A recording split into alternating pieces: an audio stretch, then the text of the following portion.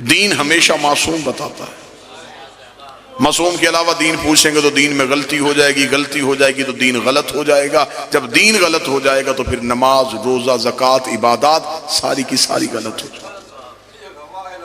بسم اللہ. اب دین کس سے پوچھنا ہے؟ معصوم سے. عزت صحابہ کے بل پاس کرواؤ، ناموس صحابہ کے نام پہ لوگوں کی گردنیں کاٹو یا گھر جلاؤ.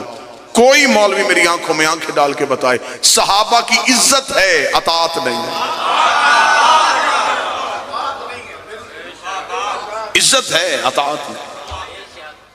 اطاعت کیوں نہیں؟ اطاعت ہے معصوم کی. صحابی معصوم نہیں. دین ہمیں لینا ہے معصوم سے.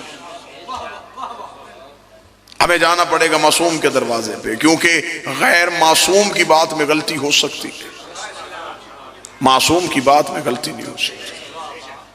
میں تقریر کروں، تقریر کرنے کے بعد کہوں کہ میرا مجمع جو میں نے تقریر کی ہے مجھے سنائے، تو میری تقریر میں اور آپ کی بتائی ہوئی بات میں فرق آ جائے گا. آپ مجلس ان کے باہر جائیں گے، آپ پورے چکوال میں پھیل جائیں. لوگ پوچھے کدھر تھے؟ پدراڑ تھے. کیوں؟ مجلس تھی. کس نے پڑھا؟ ایک خطیب آیا تھا. کیا پڑھا؟ میری تقریر آپ نے اپنے انداز میں سنی. تقریر ایک تھی، باہر نکل کے 500 حصوں میں تقسیم ہو.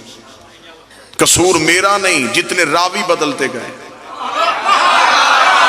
تو بیٹھا ہے تو نتیجہ تو قریب ہے. جتنے راوی بدلتے گئے اتنی تقریر بدلتی.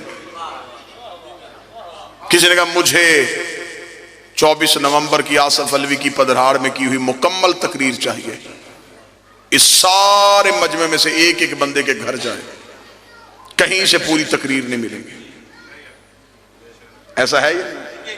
کوئی ایک جملہ بتائے گا، کوئی دوسرا جملہ بتائے گا، کوئی موضوع بتائے گا، کوئی لفظ بتائے گا. تقریر میری تھی، سنی اس مجمع نے.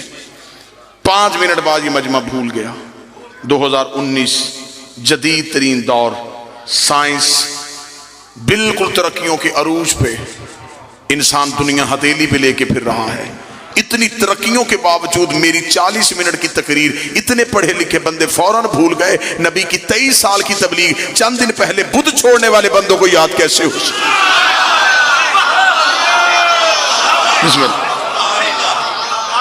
آپ میری بتائی ہوئی تقریر میں فرق ڈال سکتے ہیں، تو کیا انہوں نے نبی کی بات میں فرق نہیں ڈالا؟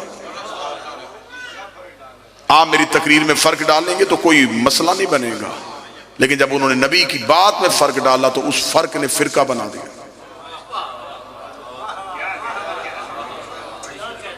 ایک فرقہ ادھر ہو گیا، ایک فرقہ ادھر ہو گیا، ایک فرقہ ادھر ہو گیا. یہ فرقے نبی نے نہیں بنائے، یہ فرقے راویوں نے بنائے، اماموں نے بنائے.